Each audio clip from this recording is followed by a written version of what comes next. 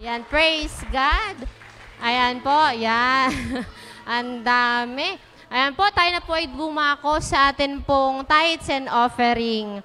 Ayan. So, ayan. So, binatay mo na ba yung katabi? Binatay mo na ba? Ginitian mo na ba yung katabi mo? O nakasimangot ka pa din? Pakingitian? Ayan. So, ngayon po, dumako na po tayo sa ating pong tithes and offering. At ngayon, tayo po ay magbibigay. Sino dito yung excited na magbigay? Wow. Sino dito yung excited na magbigay? Amen. So, tayo po dapat ay laging excited kapag tayo ay magbibigay. Sabi nga, kapag tayo po ay nagbibigay, kailangan overflowing. Kailangan walang humpay. Hindi mo iisipin na kapag nagbigay ka, mauubusan ka. At kailangan may abundant mindset ka na kailangan kapag nagbigay, hindi mananatili, baka maubusan ako. Kailangan yung mindset natin kapag tayo ay nagbigay, may darating, may paparating. Amen? So ito po yung aking babasahin dito po ito sa Matthew 26, 6-10. Dito po si Maria, sabi dito ni Mary, basahin ko po siya sa Tagalog. Yan. And, English po yan dyan. Sige, English na lang po. Sige, English. Sabi po dito, while Jesus was in Bethany in the home of Simon the leper, sabi po dito, sa 7 po, woman came to him with an alabaster jar for very expensive perfume, which she poured on his head, and he was reclining at the table. And sabi po sa 8, when the disciples saw this, they were indignant. Sabi po dito, why this waste? They asked. Sabi po sa 9, this perfume could have been sold at a high price and the money given to the poor. And sabi po sa 10, sagot po ni Jesus dito, aware of this, Jesus said to them, why are you bothering this woman? Sabi po, she was done beautiful things to me. Minsan po sa buhay natin, kapag tayo po ay kapag nagbibigay po tayo ng overflowing, merong nagkikriticize sa atin. Bakit ka nagbibigay ng ganyan kalaki? Ganon din yung disciples. Sinaway ng mga disciples si Mary. Kasi po, ang alabaster jar po, yung perfume na binuhos po ni Mary kay Jesus, sabi po, pinakamahal po yun. 1 taon po yung sweldo. Tanong mo sa katabi, magkano sweldo mo sa 1 taon? Magkano? Siguro mga nasa 100? Wow! 100 yung katabi mo. Yung babaeng ito, hindi siya nag-alinlangan na ibigay sa Panginoon yung buong sweldo niya.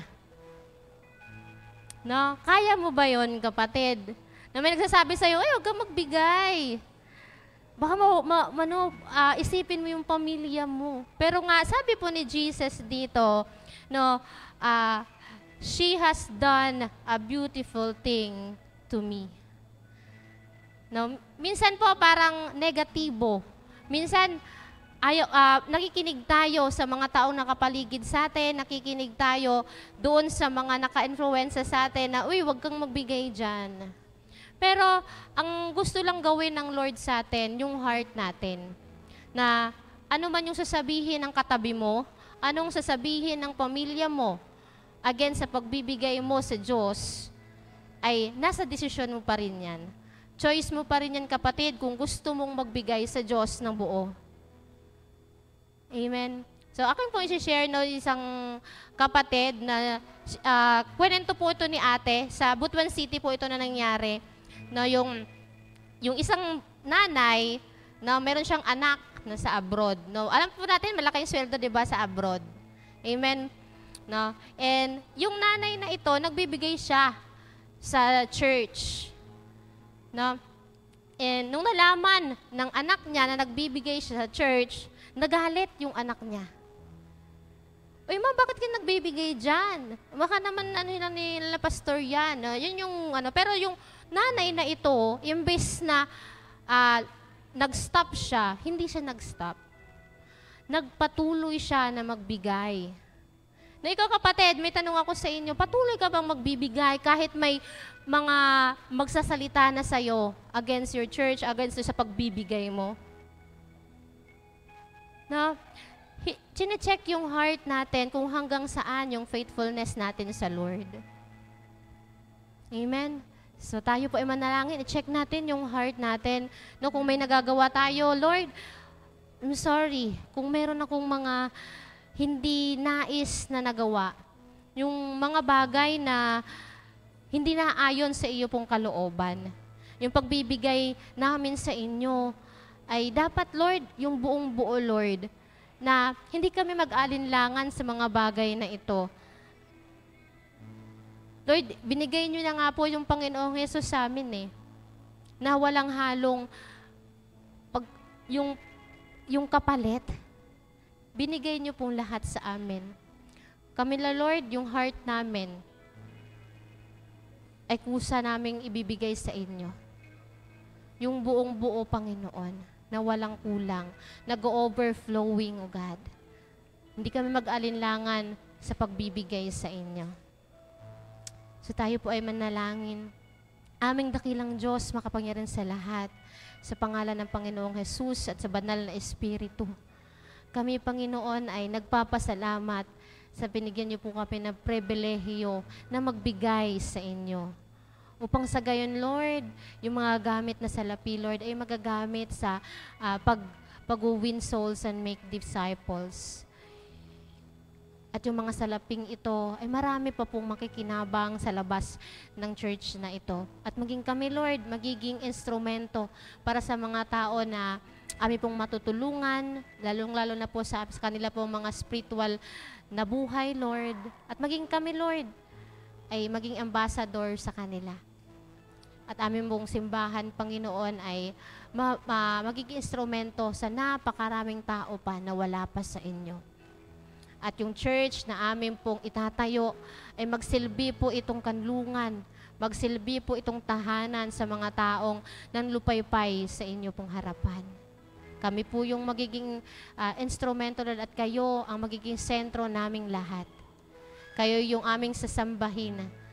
Na-pray, Panginoon, yung aming pong kapatiran na nandito, bless nyo nga po sila, Panginoon, maging po yung kanila pong tahanan, yung kanila pong mga magulang, Lord, and anuman po yung kanilang itinanim sa kanila pong pagkakaloob, ay inyo na po itong tinupad sa kanila na ayon po sa iyong kalooban. Bilang isang estudyante, bilang isang nanay, bilang isang tatay, at bilang isang mga anak, ay patuloy kami magtatapat sa inyo, lalong-lalo na po sa pagkakaloob, lalong-lalo na po sa pagbibigay, Panginoon, ng kusa, sa pagbibigay kung ano yung dapat sa inyo. Marami pong salamat. Inaangkin po namin ang lahat ng ito sa pangalan ni Jesus. Amen and amen. Ayan po.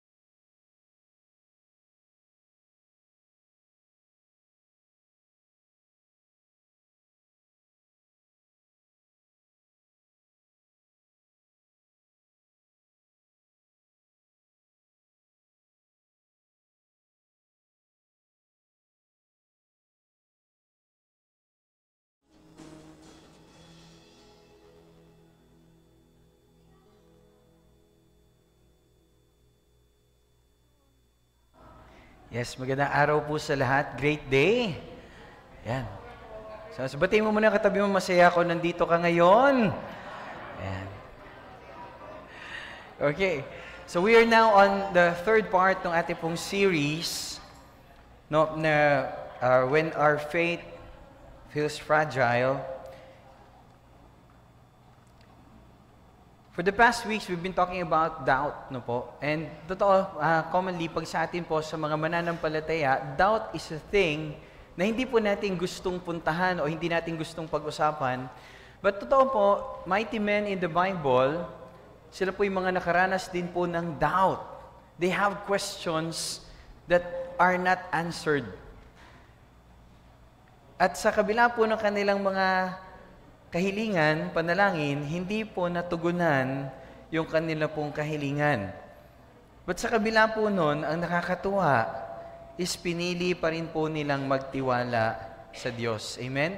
Yung katabi nyo po may pinagdadaanan, pero salamat sa Panginoon kasi pinili niya pa rin po na magtiwala sa Diyos. Amen? No, pwede ba natin palakpakan ng Lord sa buhay ng ating katabi? Yan. Pinili niya pa rin po na magtiwala sa ating Panginoon. Sa kabila ng ating mga tanong, sa kabila ng ating mga sitwasyon. No, the title of our topic sa oras na ito is God moves in silence. No, our God moves in silence. Because there are situations in our life na para bang sa kabila ng ating pagtatapat sa Panginoon, sa kabila ng ating pagsunod, no, sa kabila ng ating pagganap sa ating mga cell, paglilid ng mga tao, sa kabila ng pagbibigay natin, giving our tithes and offering, our church project, our first fruit, parang iba yung nangyayari doon sa pangako ng Panginoon, di ba? Overflow talagang dumarating, breakthrough talaga. But there are times, sa kabila ng ating ginagawang pagtatapat sa Panginoon, there are still situations na hindi natin maipaliwanag bakit nangyayari. At bago po tayo magtuloy doon, before we engage, no, kasi we'll be engaging again with the Word of God, no, pwede ba natin i-declare to? If you have your Bible, sawakan po natin. At ating pong prayerfully, may buong pananampalataya, ating pong i-declare to. Even our Bible app, no, ating pong buksan. At samahan niyo po ako, ating pong declare to. Ready po? On the count of 3. Okay, ready? 1, 2, 3, go. This is my Bible. This is the Word of God. I am what it says I am. I have what it says I have. I can do what it says I can do. Today, I'll be taught by the Word of God. I boldly confess. My mind is alert. My heart is receptive. And I will never be the same again. In Jesus' name, Amen. Let's have a word of prayer. Panginoon, alam po namin, hindi namin naiintindihan yung mga sitwasyon. Maring we understand a part of it, but you know the big picture. Turuan niyo kami, Panginoon, na piliin pa rin po namin na magtiwala sa inyo. At Lord, sa mensahe po na ibababa niyo sa amin, teach us, Lord, to trust you. Piliin pa rin namin. Even yung mga prayers po namin hindi po nasasagot, piliin pa rin po namin na sumamba sa inyo. Na kahit may mga panahon na parang tahimik kayo, Panginoon, kahit na sa panahon na kami po ay may mga pinagdadaanan, sa panahon na kami po ay maaring naghihintay, at sa kabila ng aming paghihintay, doon sa maganda, pangit pa yung dumarating, Lord, turuan niyo kami na piliin pa rin po namin at itatag pa rin namin na kayo po ay nananatiling mabuti, kayo'y nananatiling Diyos, at nananatili kayong kasama namin. At meron kayong magandang plano sa amin. Panginoon, sa oras po nito, hiningi ko po na gamitin niyo yung pagkakataong to para palalimin, patatagin yung aming pananampalataya sa kabila ng aming mga doubts.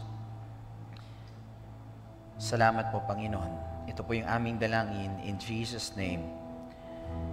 And all God's people say, Amen and Amen. Yan. Palakpakan natin ng Lord. Sige po. Yan, palakpakan natin ng Lord. Yes. Yung palakpak para kay Lord talaga. Yung para sa Diyos talaga. Grabe. Yes. Thank you, Lord.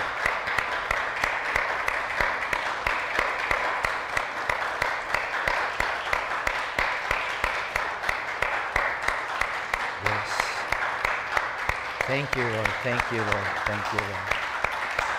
Amen. Amen. Amen. Wow. Whew. No, totoo po na in our situations, challenging po na sa kabila ng ating paglilingkod, sa kabila ng ating pagsunod sa Diyos, there are situations in our life that yung doubt po biglang magki-creep in sa atin. And we will have these situations na sa kabila ng ating apoy sa ating paglilingkod sa Panginoon, dumarating yung mga pagkakataon na hindi natin maintindihan at nagdadala to ng mga tanong sa atin na ang hirap sagutin at walang sagot.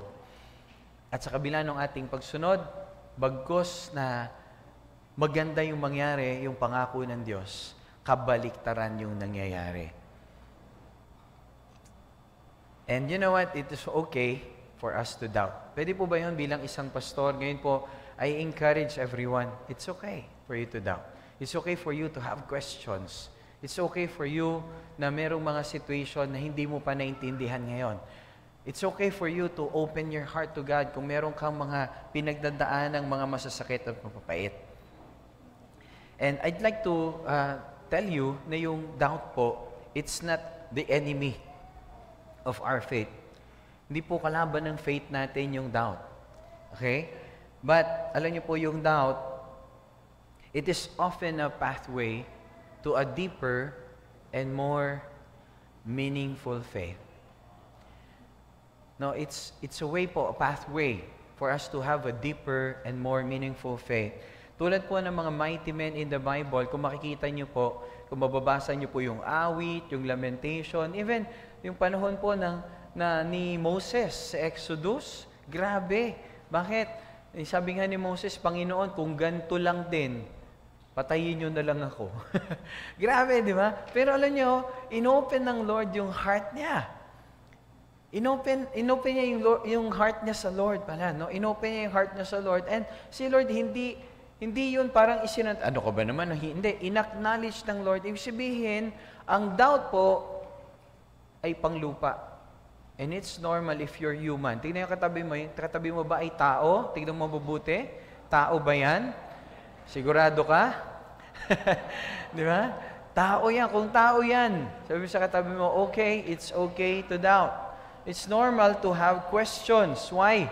Doubts sa ating pong buhay, often, ito po ay nagiging pathway for us to have a deeper and more meaningful faith. Way back 2019,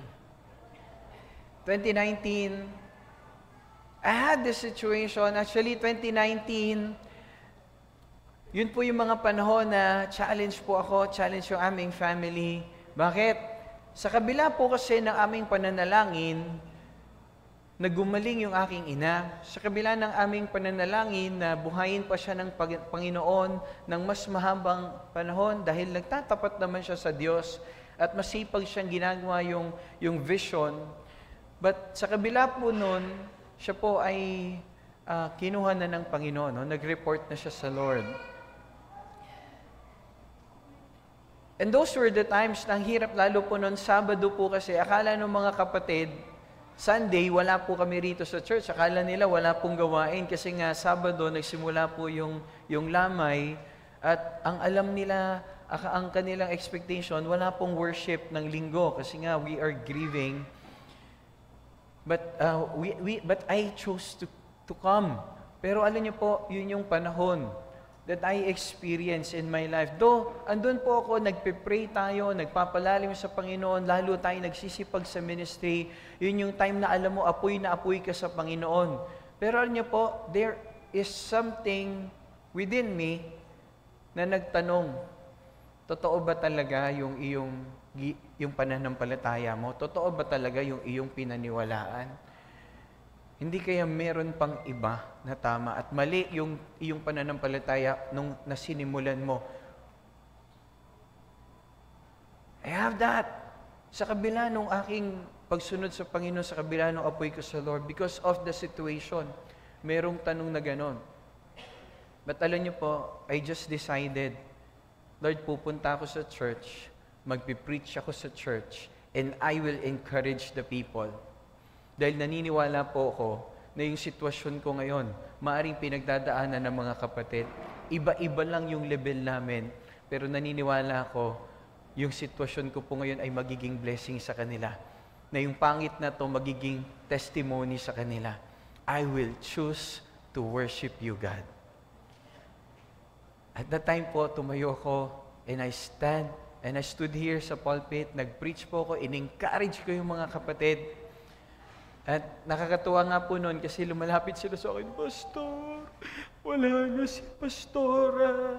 Umiyak talaga sila, basang-basa po yung balikat ko. Sabi ko lang sa kanila, kaya natin to, kaya natin to. Nakala ko ako yung kailangan na encouragement, sila pala. Kaya doon natin makikita, kailangan nating piliin na tumayo pa rin tayo sa kabila ng ating mga sitwasyon. Why? You might be God's instrument of blessing doon sa ibang tao. Alam niyo po, sabi po rito ni Habakkuk, no? Okay, there's this prophet, no, in the name of Habakkuk. Okay, alam niyo po yung Habakkuk? Ito po, siya po yung prophet ng mga chef. Alam niyo yung mga chef? Oh, Habakkuk, di ba? Mahaba po sila magluto kasi, di ba? Nagjo-joke na si Pastor, hindi naman makangiti yung katabi mo, grabe, hindi makagets. Habakkuk, yan, siya po yung prophet ng mga cook, di ba? Okay, Habakkuk. Si Habakkuk po, he's one of the minor prophets, okay? Hindi po minor dahil mahina po siyang propeta, he's a minor prophet kasi maiksi lang po yung nakasulat, no? Okay, tungkol sa kanya. At tingnan niyo po, sabi, no, basahin po natin yung talata. Sabi po ng verse, how long, Lord, must I call for help? But you do not listen, or cry out to you, violence, but you do not save. Why do you make me look at injustice? Why do you tolerate wrongdoing?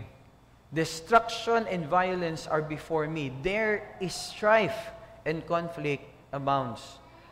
Kapatid, meron ba mga minsan nagpe-pray kayo? Parang prayer ng Pilipino to, no? Parang prayer ng Kristiyanong Pilipino. Panginoon, natutulog ka ba? Panginoon, di mo ba nakikita yung nangyayari sa aming bansa? Hindi nyo ba nakikita, no, yung korupsyon? Di nyo ba nakikita yung kawalan ng katarungan? Di nyo ba nakikita, Panginoon, bakit ganito yung sitwasyon sa aming pamilya na lang? Panginoon, hindi nyo ba nakikita kami Kristiyanong bansa? Listening? Ito nyo ba yun? Parang prayer ng Pilipinong Kristiyano to, no? Have you been in this prayer? He's full of doubts at that time. He's full of questions. Ang dami niya pong pinagdadaanan. Pero alam niyo po, yung doubt po, it doesn't mean your faith is broken. It means your faith is growing. Kaya po tayo may doubt, no? Ibig sabihin, nag-grow pala yung faith natin when we are having doubts. May mga tanong tayo. No? Just to illustrate, parang ano yan, parang kang pumunta sa gym, at di ba pag nag-gym ka, kaya nag-exercise ka, normal po, sasakit yung muscle mo, tama? Normal po yun. At hindi dahil sa masakit yung muscle mo, walang nangyayari. Kaya ngayon, kung sa kabila ng pagsunod mo sa Panginoon, meron kang sitwasyon na nasasaktan ka, parang gusto mo na mag-give up, parang gusto mo nang ihinto, mag-lead ng mga tao. Gusto ko sabihin sa iyo, kapatid, yan ay mga sitwasyon lang para lumago na yung faith mo. Amen? No, kaya po may mga situation na parang bang, Panginoon, bakit sa kabila ng aking pagsunod, meron po mga nangyayaring sitwasyon. Pinapalakas ka lang ni Lord. Amen? Normal lang po yun. Sabi sa tabi mo, normal lang yun. No, kaya minsan po, parang, alam nyo, yung mga Kristiyano kasi, parang ang doubt, pag pinag-usapan yung doubt, parang bulutong. Alam nyo yung bulutong tubig? Kaya pag nakita, may bulutong! Di ba? Lumayo ka nga. Di ba? Oh, okay, parang sore eyes, di ba? Pag nakita, sore eyes, di ba? Kasi alam mo, nakakahawa. Kaya minsan, ganun yung tingin natin sa doubt. Minsan, ayaw natin pag-usapan to. But if we do not know how to handle doubts, pwede tayong mawala ng pananampalataya. Amen? Alam niyo po, yung tunay na pananampalataya, hindi po ito yung nagpe-pretend tayo na okay ang lahat.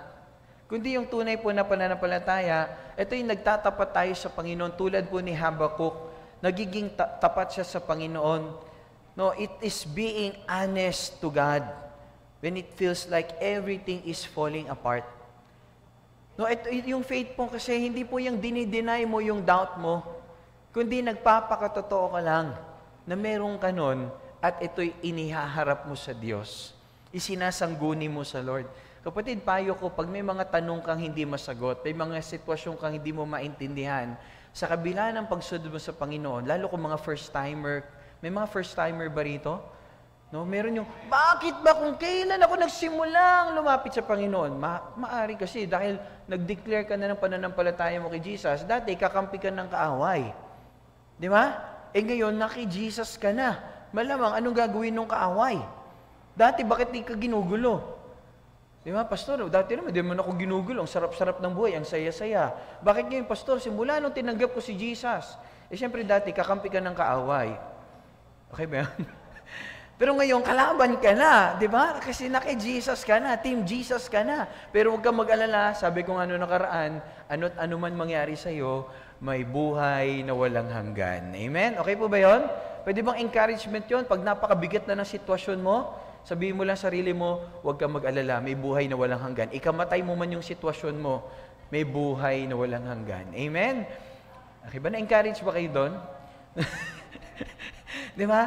Look, alam niyo po, tanggap ng Panginoon, hindi natin i-deny yung doubt natin, but we will be honest about it and we will declare it to God. Alam niyo po yung Psalm, grabe po, ang dami pong declaration doon na puro doubts na situation ng mga tao dahil sa kanilang pinagdadaanan sa kanila, bilang ng kanilang katapatan.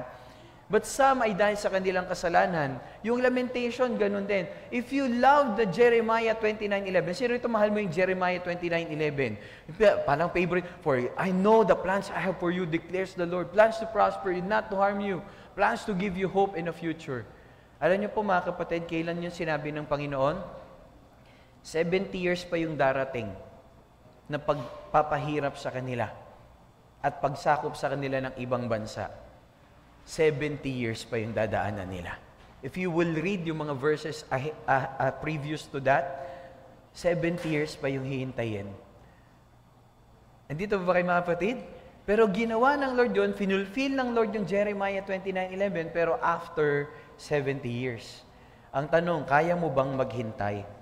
Bago dumating si Isaac, 25 years.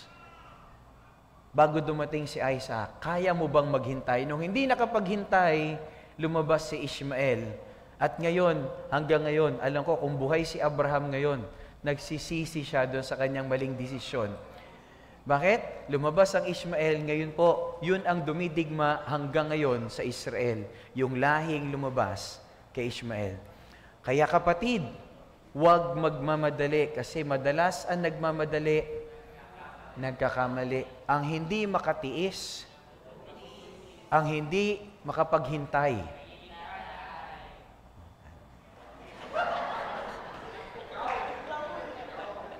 Alam, no? Okay.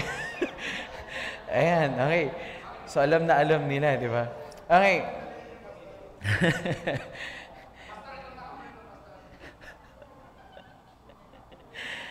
Kapatid, don't pretend.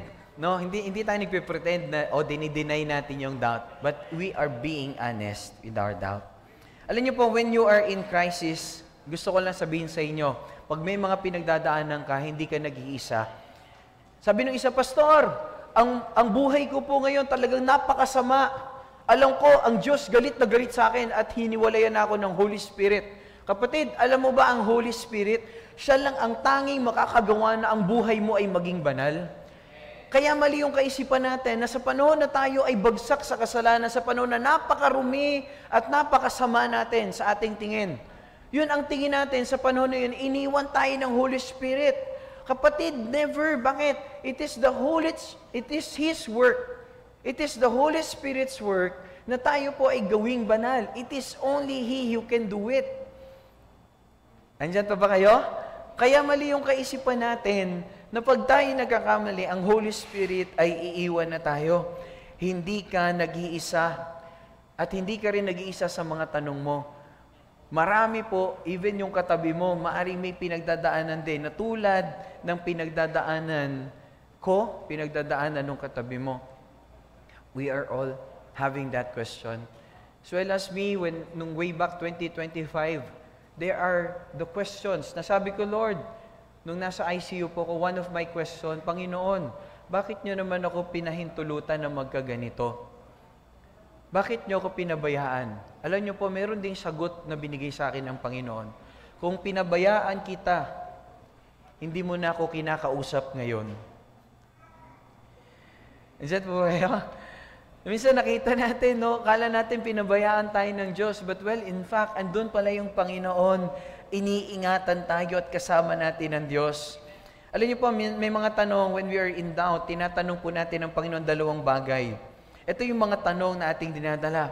Una-una, no, pag humarap tayo ng mga tanong na hindi natin masagot at nararamdaman natin, mga situation tayo hindi natin maintindihan. Unang tanong natin, ito yung unang ginagawa natin, we deny our faith. Dinay natin yung faith natin. Okay? Iiwan na natin yung faith natin kasi parang mali ang Diyos. Hindi po, hindi nagkakamali yung Diyos. Hindi po masama yung Diyos, meron siya magandang plano sa iyo. No? At ito pa yung isa, no? We deny our questions. Yung mga tanong natin, hindi natin deny faith natin, dinideny na lang natin yung mga questions natin na magdadala sa atin doon sa next level natin. No, dinideny po natin yung questions na parang sinasantabi na lang natin, hindi ko na lang papansinin yung mga tanong ko, I'll just continue to serve God. No. Kung babasahin po natin sa Mayong Paul po, lahat ng mga mighty men of God, lahat po sila, dinideclare nila yung mga tanong nila sa Panginoon. Yung mga pinagdadaanan po nila, sinasabi talaga nila sa Diyos, nagtatapat sila sa Panginoon. No, hindi po nila tinatago yun, hindi nila dinideny yung kanila pong questions. Pero alam niyo po, di mayroong pong pangatlo dyan. Ito po yung ginawa ni Habakkuk. Okay? Ano po yung ginawa ni Habakkuk? Okay, by the way, ano po si Habakkuk? Prophet. Okay? Baka mayroong magtanong sa inyo, dahil doon sa joke kanina, ano si Habakkuk? Cook. Hindi po. No, chef. Hindi po. No? Okay po. So, mayroong isang third, ano yung option na isa? You doubt and you keep seeking. You doubt and you keep seeking. Sa kabila ng sitwasyon mo, meron kang mga tanong na hindi masagot, meron kang mga pangyayari hindi mo maintindihan, bagkus, sa kabila nun, imbis na pangako ng Diyos yung maranasan mo, imbis na gumanda, pasama. Pero ano pa rin gagawin mo? Pipiliin mo pa rin na hanapin mo ang Diyos. Pipiliin mo pa rin na maglingkod ka sa Diyos. Why? That is the right faith. That is the real faith. No, yun yung tamang pananampalataya na sa kabila ng ating mga doubts, pipiliin pa rin po natin na maglingkod sa Diyos. At minsan nakala natin yung dalawa lang, dinideny lang yung faith, dadinay mo yung faith mo o tatanggalin mo yung mga tanong mo. Pero merong isa, pwedeng meron kang mga tanong, pero pwedeng hanapin mo pa rin yung Diyos.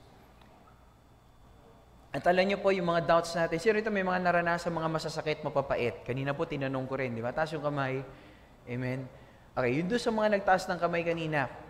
Meron dito, yung nagtaas ng kamay, nasaktan ka, pero ngayon, nagsasabi ka ngayon, Panginoon, salamat po. Taas yung kamay, nagpapasalamat ka, Lord, thank you, nangyari po yun, nasaktan ako, nalaman ko, gumanda yung buhay ko. Amen? Same hands. Bakit? Kasi kaya pala may mga pinagdadaanan tayong masakit na mapait. Bakit? Kasi hindi natin nilalakaran yung landas na gusto ng Panginoon. Kaya pala hindi tayo mapayapa, kaya nag-struggle tayo. Sabi, di ba? Sabi, Bisaya, nag-struggle ba? Di ba? Bakit tayo nag-struggle? Kasi nga po, hindi natin nilalakaran kung ano yung plano ng Diyos. Kaya po, ang hindi lang struggle yun. Ano pa yun? Kapatid, toil yun. Bakit? Kasi po, hindi natin nalalakaran kung ano yung plano ng Panginoon. But alam niyo po, nakakatuwa kasi, ano yung meaning ng pangalan ni Habakkuk? Ito yung pag-usapan natin. Ito yung meaning ng pangalan ni Habakkuk. No, alam niyo na yung may prophet ba? Sino rito yung ngayon mo lang narinig to? O, siyempre, hindi tataas ng kamay kasi nahihiya. Di ba? Okay, pero okay lang, no? Pwede ka naman magbasa. Tuloy pa, wala ka pa dyan. Medyo nasa huli pa yan, mas bandang gitna yan, di ba? Bago mag-New Testament. Pero tingnan nyo, Yung Habakuk, sabihin natin yung pangalan niya, Habakuk. Habakuk, sabi ng iba, no? Okay, Habakuk. Okay. When you say Habakuk, okay, H-A-B-A-K-K-U-K, anong meaning? To wrestle and to embrace. Ano raw? To wrestle and to embrace. Ano yung sabihin yung name niya? Last time, we talked about Peter the Rock. Pero ngayon, pinag-usapan natin si Habakuk. Ano naman yung character niya? And I believe it speaks about his character. He wrestles with his questions. He wrestles with his doubts. He wrestles with his suffering. Pero sa kabila nun, he still embraces his relationship with God. Alam niyo po, meron kasi mga iniwan nila yung Panginoon dahil lang pangit yun nangyayari. And that is never faith. Bakit? Kasi ang faith po, it is questioning the situation, but you still believe in God. Para po si Abraham, father of faith. Ano po si Abraham? Pinangakuan ng Lord, magiging ama ng maraming bansa. 25 years, wala pa. Not until the 25th year, dumating si Isaac. Tama? At nung nagkaroon siya ng anak, when yung anak niya, na-enjoy niya na, naglilingkod na, nakakasama niya na, anong sabi naman ng Diyos, ihandog mo siya sa akin. At nung gabi, kinausap siya ng Panginoon, madaling araw, bumiyahin na sila papunta doon sa bundok, at talagang hinandog niya si Isaac sa Diyos. At nung hinandog niya si Isaac sa Diyos, doon itinatag ng Diyos yung pangako na gagawin kitang ama ng maraming bansa at magiging pagpapala ka at yung lahi mo sa lahat ng bansa. Doon naitatag na ikaw ay magiging sindami ng bituin sa langit at ng buhangin sa dagat. Kailan naitatag yon? Nung naihandog niya yung Isaac niya. He is wrestling with that question. Maaaring may tanong sa kanya nung bakit siya Panginoon, di man nakasulat, pero I believe meron. Nagtatanong siya, Panginoon, bakit naman? Pero naniniwala pa rin po ako, meron kayong gagawin. At nung napatunayan ng Panginoon, ang mahal ni Abraham, father of faith, hindi yung blessing, kundi ang Diyos, doon na itatag yung pangako. Ito yung tanong ko sa iyo, kapatid, ano yung mga Isaac mo? You struggle in that area because yung Isaac na to, hindi mo pa nasa-sacrifice sa Lord. Pero pag ito lang na i-sacrifice mo sa Panginoon, mayroong maitatatag sa iyo. Are you listening? And that is faith. Yung totoong faith, hindi yung wala nasagot yung mga tanong, kundi pinili mo pa rin na sumunod sa Diyos sa kabila ng iyong mga sitwasyon. Alam niyo po, when we say, parang yung meaning na Habakuk, parang ito yung bata na nagtatantrum. Sino rito yung mga anak nagtantrum din? O nung bata ka, nagtantrum ka din. Yung wala ka, di ba? Di ba? No, minsan may mga bata, di ba? O na even sa morning, kahit dito, may nagtatantrum, di ba? Pero sabi mo, bahala ka nga dyan. Sabi mo, anak, sige na, bahala ka dyan. Anong gagawin mo? Habol pa rin sa magulang. No, meron siyang tantrum, may mga tanong siya, bakit ganito ba? Bakit di nyo binili yung laruan na gusto ko? Pero sa kabila nun, mag-e-embrace pa rin siya dun sa magulang niya. And that is symbol of faith. Tama po ba? Tayo rin sa Panginoon, may mga tantrums tayo sa Panginoon. May mga questions tayo, bakit hindi nangyari yun? Pero sa kabila nun, ang may pananampalataya, pinipili niya pa rin na yakapin niya ang Diyos. Pinipili niya pa rin hanapin ng Diyos. Amen? Andiyan pa ba kayo? Pinipili mo pa rin na hindi ko naintindihan ngayon, maliit lang nakikita ko, pero alam ko nakikita ng Diyos malaki. Hindi ko naintindihan ngayon, masakit sa sitwasyon ko, pero alam ko mayroong magandang purpose ang Panginoon. Bakit meron siyang inalis? Bakit meron siyang ginawang ganito? Alam ko po, mayroong gagawin ng Panginoon na maganda. Pinipili pa rin natin magtiwala sa Panginoon. At alam niyo po, ang Panginoon minsan, meron siyang pinapagawa sa atin na hindi natin maintindihan. Tingnan niyo po ha, nananalangin sila. Ang prayer niya, Lord, di niyo ba nakikita yung sitwasyon namin? Para bang tahimik ang Diyos? Para bang walang ginagawa yung Diyos? Pero tignan niyo po ang ganda ng sagot ng Panginoon. Tignan niyo po yung sagot ng tanong, matatawa kayo. Kung isipin niyo, humingi ka ng kaayusan, tignan niyo po ano sagot ng Panginoon. Humingi ka ng magandang sitwasyon, mabago yung sitwasyon mo. Pero tignan niyo po ano yung sagot. Sabi nung Habakuk chapter 1, verse 6 to 7, Minsan ma-confuse tayo. Bakit? Imbis na comfort, iba yung dumarating. Tingnan niyo sabi, I am raising up the Babylonians, that ruthless and impetuous people. Grabe, mga walang puso, mga ano yun? Mga taong masasama, who sweep across the whole earth to seize dwelling not their own. No, mga mananakop. They are feared and dreaded people. And verse 9, they all come intent on violence. Grabe! Lord, ang prayer namin, umayos yung sitwasyon. Lumaya kami. Panginoon, magpapadala pa kayo ng mga Babylonians. Grabe, no? Minsan parang hindi mo maintindihan ng Diyos, no?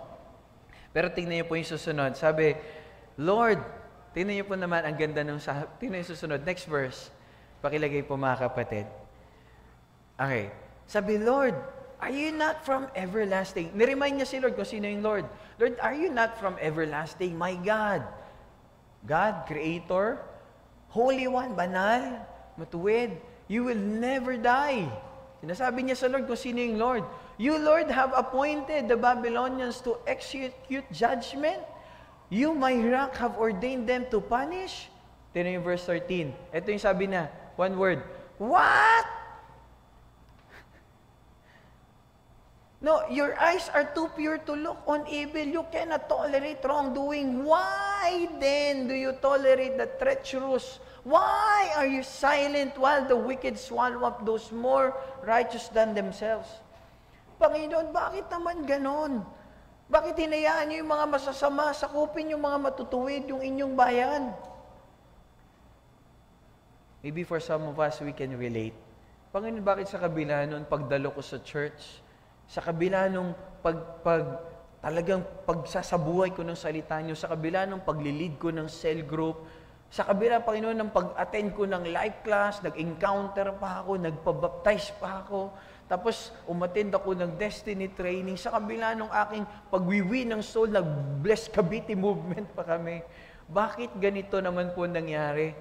Imbis na gumanda, lalong sumama. Ang hirap unawain, amen? Alam niyo po lang, kung makikita niyo po, kung babasahin niyo po talaga yung kabuuan po ng Habakuk, ilang chapter lang po yan. Unang chapter, may sinasabi lang po, may tinuturo. Ano kayong response ng Lord, no? May problema, ang response ng Lord, Babylonian. Di ba? Okay, tingnan niyo po, kaya kung titignan niyo po, kaya napakaganda, okay lang po na sabihin natin, Lord, hindi ko gusto to, hindi ko naintindihan. Hindi ko kayo naintindihan, Panginoon. Pero Lord, still, hahanapin ko kayo. Still, lalapit ako sa inyo. Hindi ko naintindihan yung sitwasyon ko, pero Panginoon, alam ko meron kang magandang plano. Tignan niyo po, kasi yung chapter 1, doon sa Habakuk, titignan niyo, ano yan eh, yun po yung time na wandering. Ano pa yung sabihin? Kasi walang tugon ng Diyos. No, walang tugon ng Diyos, hindi nila maintindihan yung sitwasyon. At nung panahon po na yan, ang hirap po ng kanilang pinagdadaanan, parang walang tugon. Sino rito nakaka-relate? Yung parang ang nagpe-pray ka, nag-fasting ka, pero walang tugon. Kabaliktaran yung nangyayari. Ang hirap, no? Wandering. Nagpe-pray si Habakuk doon sa chapter 1, yung binasa natin. Nagpe-pray siya kasi may sitwasyon, pero parang wala ang Diyos. Parang absent si Lord. Kapatid, ang teacher po kasi, pag merong test, tahimik na. Hindi na kasi yung time ng lecturing. Yun ay time na ng testing. Doon naman dapat lalabas kung ano yung na-take notes mo. Tingnan mo yung katabi mo, nagte-take notes ba? Sabi mo, dapat ready ka sa test. Kasi pag di ka nag-take notes, ano isasagot mo sa exam? Pag may test ka na. Yan ang dapat unawain natin. Kaya po mas mahalaga, kung mahalaga mag-take notes sa klase, mas mahalaga mag-take notes tayo pag nasa simbahan po tayo. Amen, mga kapatid. Okay ba yun? Because no takers are history makers. Tama? No takers are history makers. We know that. Yung Bible po, ni-notes po nila yung sinabi ni Jesus. At ngayon, naipasa sa atin. Mahalaga ba pag-take notes? Mahalaga. Bakit? Kasi nga, napasa sa atin kung ano yung tinake note sa mga disciple. Na kahit hindi sila nag-aral, nakakapagtaka. Paano sila nakapagsulat? Ang galing, no? Paano nangyari yon? Kasi merong biyaya yung Panginoon. Kaya lang pansinin niyo, kapatid, sa chapter 1, merong time of wandering. At isa, merong time of waiting. Doon sa chapter 2, time of waiting naman. Humihingi ng sagot ang binigay ng Lord Babylonians. Sa kabila ng paghihintay, ang dumating, hindi solusyon, kundi problema. Time of waiting. Pero gusto ko sabihin sa inyo, doon sa time of waiting, you need to understand that God is still there. God is still there. God still has a great plan sa bawat isa po sa atin. At pangatlong chapter, ano pong meron doon? Tinuturuan tayo magtiwala sa Diyos. Katulad po ni Habakkuk, no, nagtiwala siya sa Panginoon. Pinili niya pa rin po magtiwala sa Lord. Mag-worship sa Lord.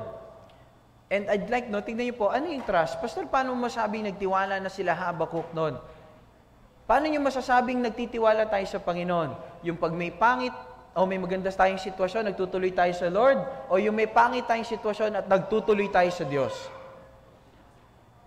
Yung pangalawa, di ba? Yung may pangit tayong sitwasyon pero nagtutuloy tayo sa Diyos. At tingnan nyo yung chapter 3, tingnan nyo po, unang-unang verse pa lang, ano nangyari? Sabi po nung unang verse, yung verse 1 ng chapter 3, Habakkuk, sabi, ito yung sabi, the prayer of Habakkuk the prophet on Shigionoth. Okay, naintindihan ba paano basahin yun? Hindi ko alam kung yun yung tamang pagbasa, pero Shigionoth. Ano pong ibig sabihin ng Shigionoth? No, puntahan natin, pwede ba natin puntahan yung Shigionoth? Shigionoth po kasi is a term na para bang, anong gusto mo music? It's a musical term na ano, parang ganito, ano bang genre? Jazz, reggae, R&B. Di ba? Yun yung mga genre, di ba? Yung Shigionoth, same din. Na anong ibig sabihin? Na sa kabila na may mga tanong akong hindi masagot, na sa kabila ng prayer ko, ang tugon ng Panginoon kabaliktaran, sa kabila ng pangako niya, ang nangyayari sa akin kabaliktaran, Lord, I will still praise you, wildly praise you, passionately, I will worship you, na sabi doon, rapid tempo. Meron talagang, Lord, yung talagang may alab ng puso na sa dibdib niya ay buhay. Parang Pilipino to, yung sumasambang to. Kahit na may pinagdadaanan, sumasamba pa rin sa Diyos. Kahit ang pangitan ng sitwasyon, pipiliin niya pa rin magpuri sa Panginoon. Umaawit pa rin siya. Kahit inaawit niya na yung waymaker, miracle worker, promise keeper, pero hindi niya nararanasan sa kanyang sitwasyon, kabaliktaran yun nangyari sa buhay niya, pipiliin niya pa rin sumamba sa Diyos at i-declare kung sino yung Diyos, hindi nababase sa kanyang sitwasyon. Meron pa rin siyang cry of adoration, unwavering trust, and bold confidence expressed through heartfelt worship. Ramdam yung pagsamba niya. Bakit? Kasi pag masaya ka, parang masaya lang talaga.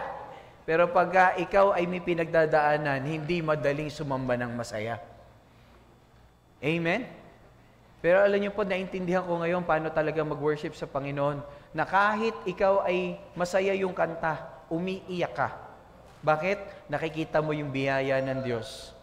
I tell you, merong isang awit na joyful, yung ano yun? He picked me up, turned me around, placed my feet on solid ground. I thank the Master, I thank the Savior, because He healed my heart and changed my name. Forever free, I'm not the same. I thank the Master, I thank the Savior, I thank God. Pag darating ako dun sa line na yon, I can't help but to really feel the song and cry. Why? Because He literally healed my heart physically, and He healed my heart spiritually. Yun yung Shigionoth. Amen? At pwede ba nating palakpakan ng Lord sa buhay ng katabi nyo? Kasi yung katabi nyo, may mga pinagdadaanan.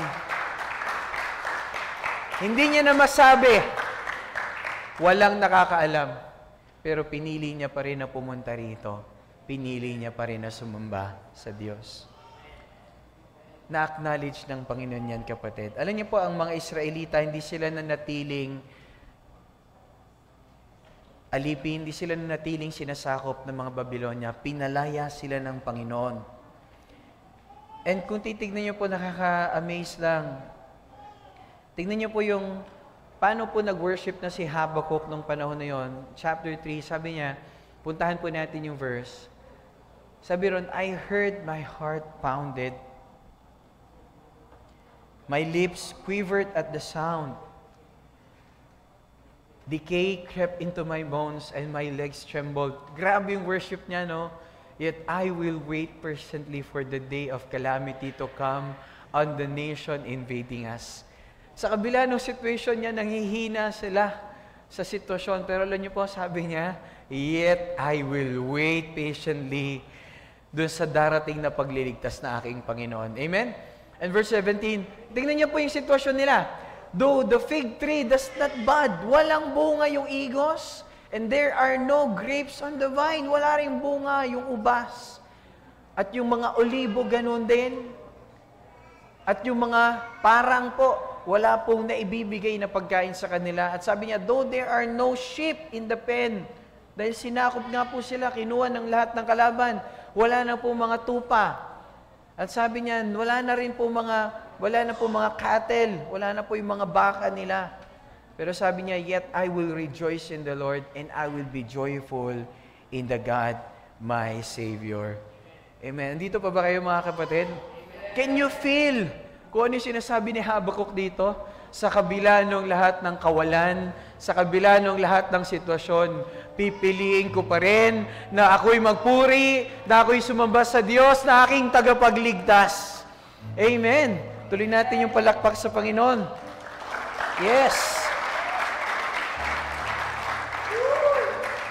Alam niyo po yung worship na to, hindi ito yung fine worship. Ito yung worship na ang hirap magtaas ng kamay. Ito yung worship na ang hirap bumuka ng bibig, na ang kaya mo na lang gawin, umiyak ka na lang. Dahil alam mo yung sitwasyon mo, parang kabaliktaran kung ano yung nakikita mo dun sa lyrics. Pero pinili mo pa rin sumamba sa Panginoon. Hindi ito yung pinupuri mo yung Panginoon dahil sa nangyayari sa buhay mo. Ito yung pinupuri mo yung Diyos kahit dahil karapat dapat siyang purihin, karapat dapat siyang sambahin dahil siya'y Diyos. Kaya kapatid, kung nandito ngayon, if you're wrestling with your questions, you're wrestling with your doubts, kapatid, piliin mo pa rin na yakapin ang Panginoon. And I thank the Lord you came. Amen. Sabi sa katabi mo, masaya ako, nakarating ka ngayon. Yung katabi nyo, hindi nyo po alam kung ano pinagdadaanan yan. Maaring ngayon, tinatago niya lang sa ngiti. Tinatago niya lang dun sa, okay lang po. Kasi meron gano'n, no? Kamusta kayo? Okay po, Pastor. Pero alam niyo po, alam na alam ni Lord yung sitwasyon mo. Pwede mong hubarin yung maskara mo sa Diyos. Pwedeng dito, you look cool, parang grabe, no? Gang ang dating mo. Pero gusto ko sabihin sa'yo, kapatid, alam ng Diyos yung sitwasyon mo. Alam niya yung sitwasyon mo. Pwede kang maging tapat sa Panginoon. Pwede kang dumating lang doon na simple. Pwede kang dumating lang, anak. Isang bata na nagtitiwala sa iyong Ama na nasa langit. Alam niyo po, yung araw na yon, noong 2019, bago po ako tumayo dito noon to preach, meron po ako mga matinding doubt. Muntik na po ako hindi umakyat. Muntik na po ako hindi pumunta ng church noon. Pero alam niyo po, pinili ko pa rin po na pumunta. Pinili ko pa rin po na umattend. Nag-decide pa rin ako, Lord, tatayo ako for you, tatayo ako para sa mga kapatid. Dahil alam ko po yung mensaheng bababa nyo ngayong kailangan po nila. Andun ako, Panginoon, to encourage them. To encourage them. Nung panahon na yun, I wrestled with my questions. But still, I embraced God. I embraced my faith nag-preach ako tungkol kay Jesus. Marami rin po nakakilala sa Panginoon at hanggang ngayon, marami pong mga taong naliligtas. Salamat po, nagtuloy ako. Pwede nyo rin gawin yung parehong yon. Sa kabila ng sitwasyon mo, pwede ka pa rin magtiwala sa Panginoon. Sa kabila na umaakit ako rito, masakit yung dibdib ko kasi inaatake na po pala ako sa puso. Mild nga lang, salamat sa Diyos. Pero nung tinest po ko, meron na po palang 2 ugat sa aking puso na barado. And I thank the Lord for blessing me. Buhay po ako ngayon. Salamat kasi I'm just in denial na, Lord. Sabi ko, ano lang to? Heartburn lang. Pero salamat, hindi ako puso agad, hindi ako kinabahan, hindi ako natakot. Because isa lang, alam ko, ano't ano man mangyari sa akin, may buhay na walang hanggan naman. Amen? Pero alam niyo po, pwede pa rin nating piliin magtiwala sa Panginoon. So oras ito, pwede ba tayong lahat, no? Kung nandito ka ngayon, you want the help of God. Kung kailangan mo yung Diyos ngayon, may mga doubts ka, may mga nangyari sitwasyon sa pamilya mo, pero nandito ka ngayon, naniniwala ka, kailangan ko yung Diyos. Ang Diyos ang solusyon ko. Kung ikaw yung taong to, sa oras nito, pwede ba nating taas yung ating kamay habang nakapikit tayo, ating mata? Let's just worship the Lord. Come on. So, thank you, Jesus.